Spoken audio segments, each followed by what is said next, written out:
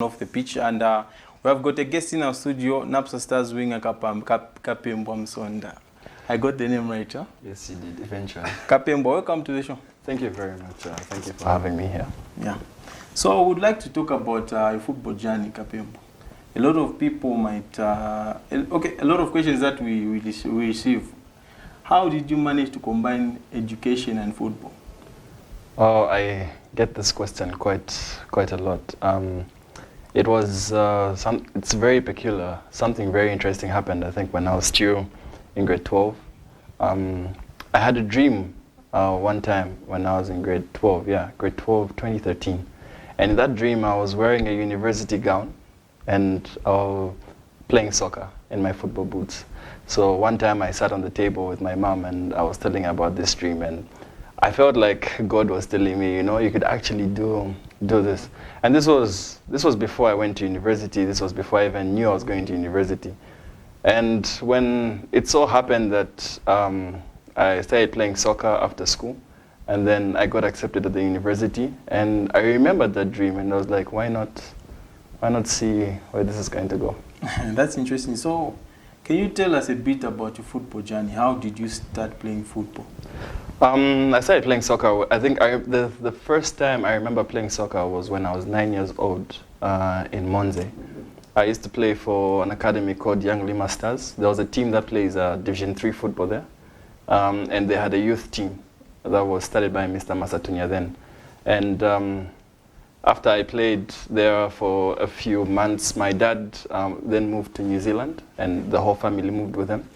And when I got there, I started schooling there, and I joined an academy there called Douglas Villa, where I played a few games. I remember that year I found the team in the relegation zone, and I scored, I think, 64 goals in, in a few games. And we went, I think we finished second that year, and I won MVP. I moved to another school, and I joined the school team there. And it was time to come back to Zambia, 2007, 2008.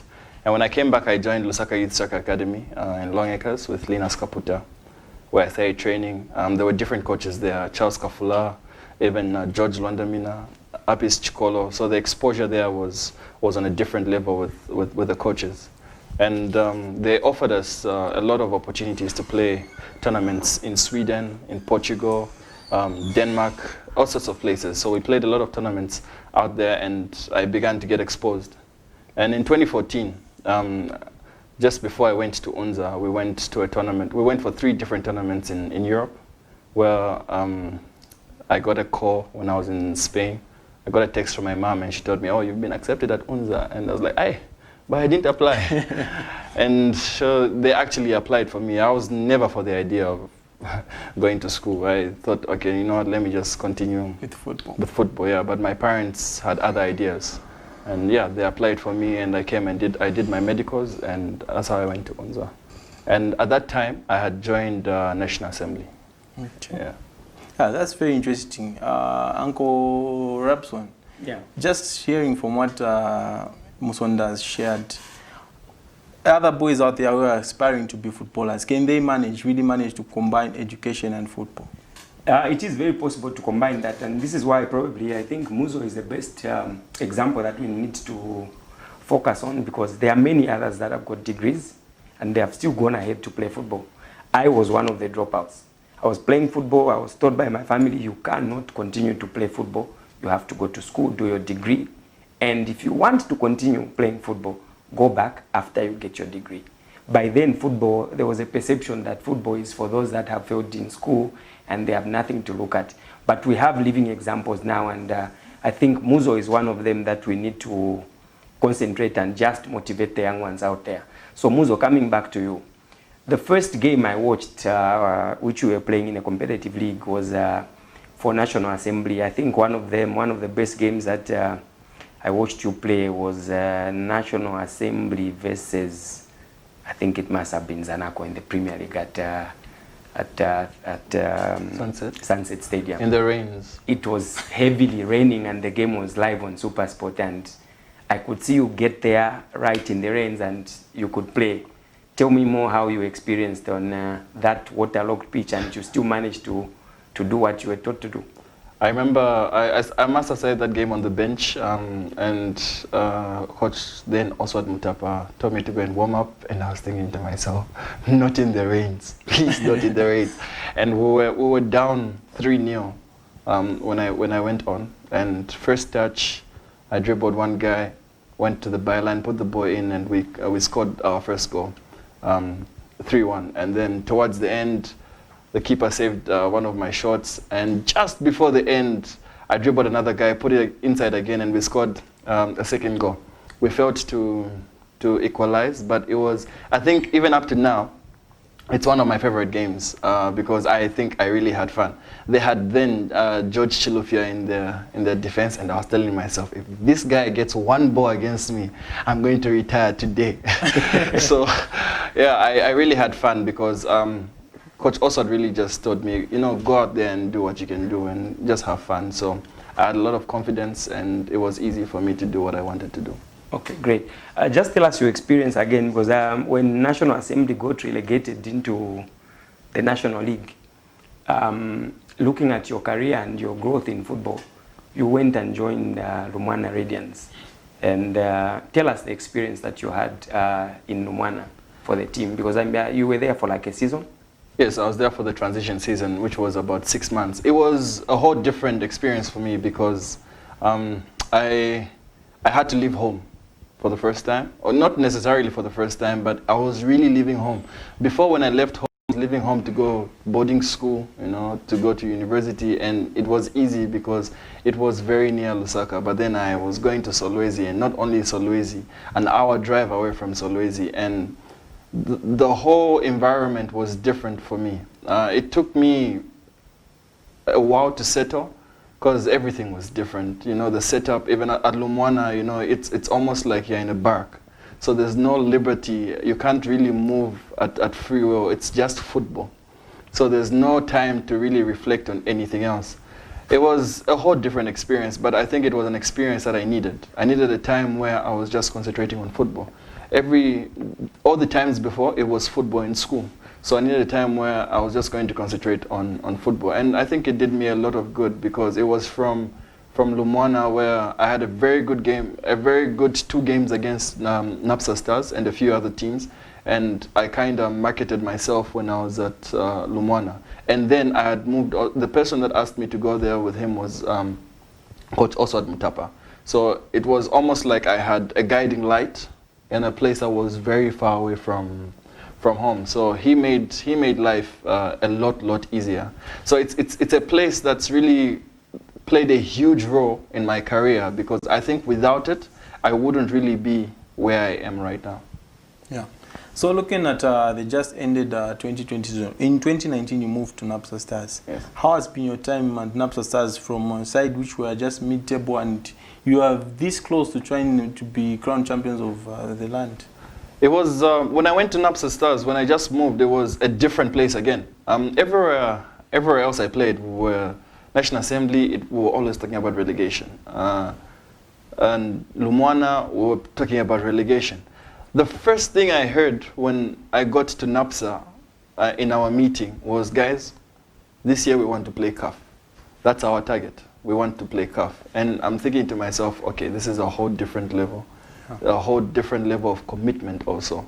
And I think they psyched us well enough to believe in ourselves. And we set our targets so early in the season, and we made ourselves believe that we could actually do it. And then we had that very good run in the beginning where we went so many games without losing a game. So it gave us the confidence, it gave us the motivation to actually believe that we could do it. And I think amongst ourselves, it's a team that I've played in where in every position, you have people that are top quality. The competition is real. The type of players that are there on another level. You look at Collins Kombe, Mavugo, Luka Banda. You have a number of players that are even playing for our national team. So it was a different environment for me, and it helped me also get to a different level in my game. Yeah, so as a footballer, as a young Musonda growing up, who inspired you to become a footballer? My dad used to watch a lot of Arsenal when I was growing up. He's no longer an Arsenal fan now because he says BP. Yeah, but I watched a lot of Arsenal and I watched a lot of Thierry Henry. And a lot of people used to say when I was young, I looked like him. So I grew up feeling like I'm Thierry Henry. Yeah, so he's one person that's really inspired me. And also, I think at the time that I was growing up, Collins Mbesoma was really at his peak. We've got different types of gameplay, but he really made me want to play soccer. And another one was Emmanuel Mayuka, who's now my teammate. He's one person I looked up to a lot. I still look up to him. We talk a lot. There's a goal that he scored against Botswana, Woodland Stadium. I was very young then, but I remember that goal vividly, and I'm always telling him about it. He's even forgotten about that goal. Yeah, but I remember it very, very well. And so he's also helped me, ever since he came to Napsa, he's really helped me, improve my game also. So like, away from football, what else do you do? Away from football, well, other than school, now it's really, because of how I had to divide the two then, I'm in a phase where I have to narrow it down and really concentrate on one thing right now. So it's been a year now, close to a year. I'm giving myself maybe another year, bring it close, see what I can do with my football, concentrate solely on just football, and then from there we see what's going to happen. Yeah, we always like to ask all the footballers we profile, what's your favorite meal? My favorite meal, I like okra for some reason. Fried okra with shima and chicken or pork. So every time I'm in camp and I'm coming back home, I always call my mom and tell her, please, the usual. That's fantastic. Now, you've qualified for continental football. It's a different ball game going into Africa. You're now representing Zambia, not just Napsa Stars. How much of a pressure will it have on the team, and are you ready for the challenge? I think from the time that we set our targets, we knew that, okay, if we qualify for CAF, then what? We have to be ready to play CAF. And I think the club is doing everything possible to make sure that we are ready for CAF. It's going to be an interesting journey, but we want to believe that, I want to believe personally that I'm good enough not only to play CAF football, but I want to go on to play Champions League football. But so if I can't play CAF football, how then do I manage to play Champions League football? I think we have a very good team, a very good crop of players who are in capable hands. So I don't think we'll be under pressure. I will take every game as it comes, just like we're taking every day as it comes now. We want to forget solely about what people are saying, how people are talking.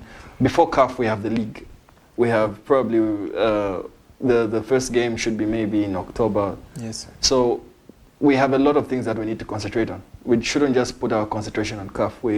We also need to qualify for CAF next season. So we also need to make sure that we do so well in the league. So for us, it's really no pressure. It's still the same football. It doesn't change. 11 players. There won't be 22 when we go to Nigeria or we go to Gabon. It's still the same, 11 against 11. So no pressure. Yeah, you've heard it right here from Kamne TV, the confidence from Kapebwa Musonda. You got it right. Yeah, I think the name was kind of difficult, but for the Napsa Stars now, I'm sure they are very happy that you have come out and said that you are very confident and looking forward to try and take on Africa, not just in the league, but you want to go and conquer Africa. You're just not going to show yourselves that we are representing Zambia, but you have to go and compete. Uncle Rapson, your last questions for Muzo? I think for me, I would like to ask Muzo to just encourage, to try and explain a little bit further on his graduation and his degree, so that the people that are viewing us out there, those that are able to combine both, can get some motivation from Muzo's journey in football. Your views on that and how you managed, because you graduated this year? Yes, we will be graduating. You'll be graduating this year. So you finished your exams in the midst of a league, a season which had a lot of pressure, but you still managed to combine both. So for me, I think my take on your journey is the young ones out there that are viewing us and saying it's possible to play football as well as get a degree. That is what I would like you to just encourage the young ones out there as you close. I think the first thing that you need to do as a footballer, if you're a student that's trying to play football, you need to make yourself relevant. In that, if a coach doesn't think you're good enough or you're worth the time to help separate, your studying and your football, then if you don't make yourself relevant in that manner, he's not going to help you. So you need to make sure that you're at a level where when everybody watches you play, they feel, okay, I think there's something there. And then when they hear your story, they'll be willing to help you balance the two. Because on your own, you really can't do it. Because then you have pressures from coaches, you have pressures from lecturers. So you need to make yourself relevant. Where you need to put in extra work, you need to know your weaknesses as a footballer so that you polish yourself up. Make yourself stand out in everything that you're going to do. That's number one. Number two, you have to understand that at some point both are going to suffer. Your school is going to suffer, also your football is going to suffer, because there are times when you're going to have exams, and then you have to say, you know what, right now I'm not going to go for training. I need to concentrate on my exams. So if you're not relevant, if the coach doesn't feel, okay, I don't think you're going to even help me even if you go and come back, then he's just totally going to let you go. So if you make yourself relevant, you give yourself the power to go and ask the coach, oh coach, I'm asking for 3 weeks off. I'm asking for 2 weeks off so that I can prepare for my exams that are coming on such and such a day. So that's how really I did it. But in all of this, if you don't put prayer first, it doesn't work. My pastor always told me, there's a sermon that he preached once, and he said, the grace in anything that you do is in the instruction. So sometimes it's very important to hear what the Holy Spirit or what God is saying about what you're doing, because there are some people, you want to play soccer and go to school, but God is telling you, no, go to school and do business. So, or go to school and do swimming, or go to school or don't go to school at all. There are some people in the Bible that were taught to go into the water, and some were taught to go into the fire. So the instruction is different for every one of us. So it's very, very important that before you do any of this, before you decide to play your football and do school, or to even just go to school, or just play football on its own, you need to hear what God is saying. Because for some of us, He will actually tell you, no, you know what, don't go to school, just go and play football. I'll tell you one funny thing that happened. In my 3rd year, I had a situation where I thought school was very, very tough. And so I decided that I was going to quit playing soccer. I said, you know what, let me just concentrate on playing, on studies, so that when I finish. And then I had this very, very funny dream.